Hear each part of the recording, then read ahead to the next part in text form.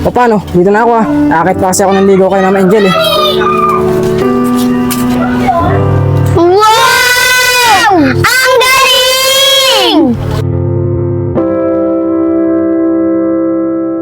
Ma'am Pancho, magandang umaga po. Sino ba itong tumatawag dito? Tobo! Ma'am Pancho, Teka lang! Pancho.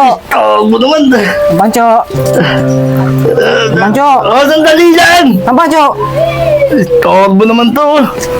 Ano kaya ito tumatawag sa akin nito? Ma'am Pancho. Ma'am Pancho. Oh! Ito ako. Sino ka? Ma'am Pancho, ako to, si Budo.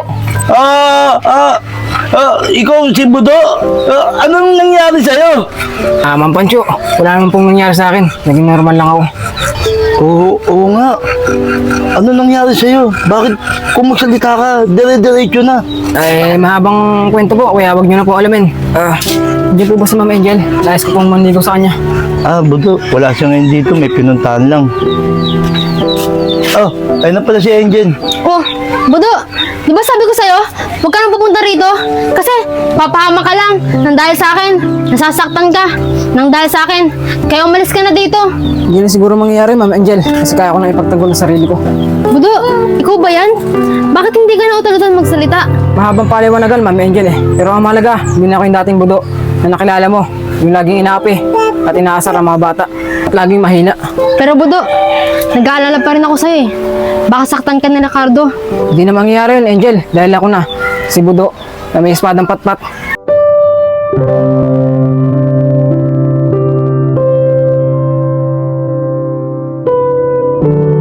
Paring Cardo, ano, matagal pa ba inaantay natin? Yung sinasabi mo, teacher, baka masayo lang oras ko dito eh.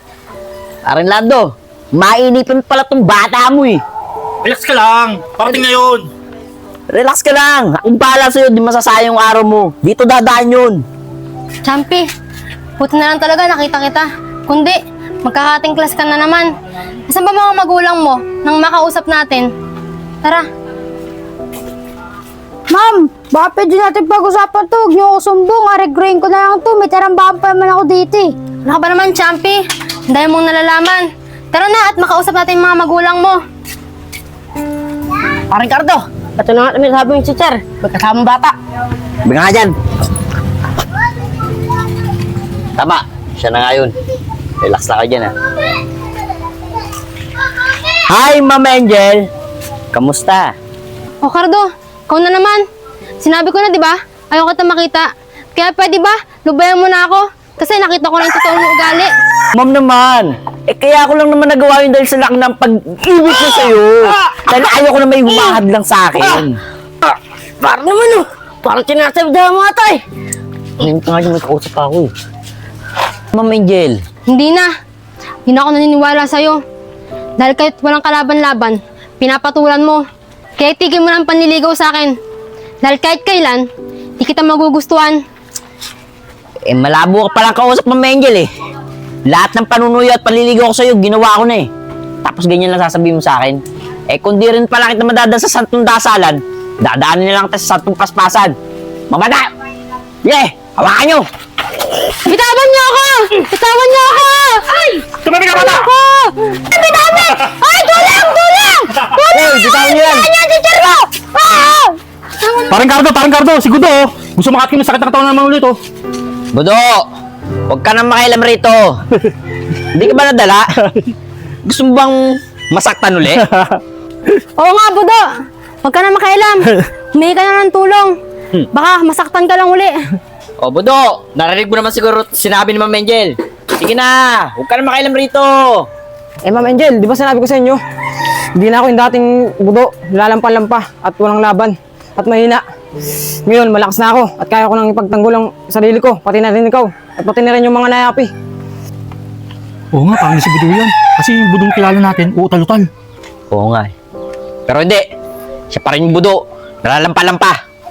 Elvis Presley, balatan mo! Balata mo! Boss Gordo, ang galing! Mas magaling ka dyan! Pakita mo naman Elvis Presley! Ito naman si Elvis Presley. Ano ginagawa mo yung pare? Balatan mo! Ano ba pare? Balatan mo!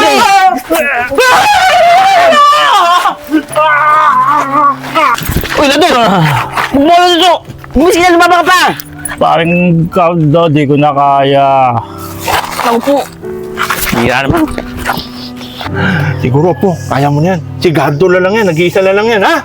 Opo, Lolo. Ako na po bahala dito. Sige. Ba, may espadang patpat ka pa. Ako, naiwanan ko yung espada ko Trek, espada ko, nalimutan ko Ang espada na Cardo! Ah! Wah! Wah! Wah! Wah!